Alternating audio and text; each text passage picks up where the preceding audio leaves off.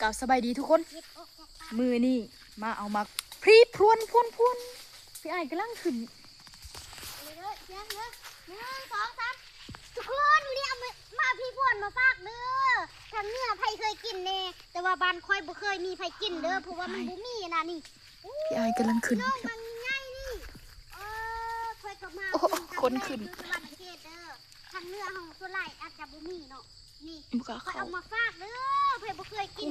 ไผเคยกินก็เม่นมาบอกแน่กินมันง่ายก็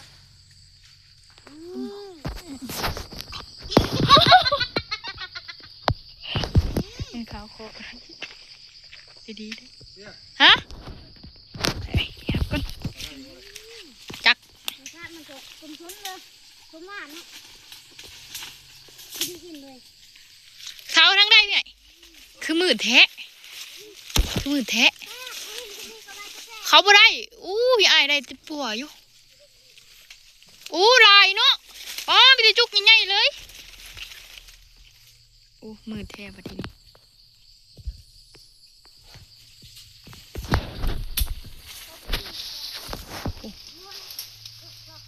มือแห้งพี่น้องออกก่อนย้านยังไหลบุกไหลเนาะมีแต่หมากแดงๆแบบนี้นะแต่หมากแดงเลยเอามาจากปลาที่กันแล้วก็แลนลิต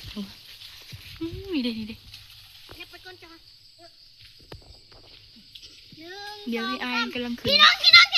ย่าฟ้าไปเอามาพี่พวนมาฝากนี่ผู้ใดเคยกินมาบ้านเคยเอิ้นว่ามาพี่พวนบ้านเจ้าเด้เนาะมีอยู่บ้านเจ้านะนี่โอ้ยผู้ใดใจดีก็กดให้น้องอ่องนี่เด้อคอยเชื่อว่าที่เจ้ามาเห็นคลิปนี้สิกดไลค์กดติดตามให้คอยเด้อกดซับสไครต์ให้คอยแน่บ่ได้เนาะพี่ไอ้พวนน่ะเนาะตัวปุกใหม่ว่าพี่ไอ้คอนเทนต์เนี่ยเกือบพี่ไอ้คันนั้นมันบุเทิงกับบุเอาพวนนะเอาที่มันเอาได้ก็พอสีได้มันวะสีได้ระวังเด้อเกือบบวกก็ยังถือไม่ถือเกือบขึ้นกูไม่พี่ไอ้ขึ้นนี่บุเห็นคนขึ้นบ่เขาไปนี่เลยวะเบิ้งเด้งโคกพี่ไอ้ว้าวได้เยอะเลยทุกคนเคยกินไหม FC ฝั่งไทยขี่รถอีแท็กมาเตนากับมาแวเนาะบรรยากาศยามแรงนี่ว้าวเต็มเลยน้ำพี่อายไปผัวบักไงนึงพี่น้องเตรียมเฮ็ดคลิป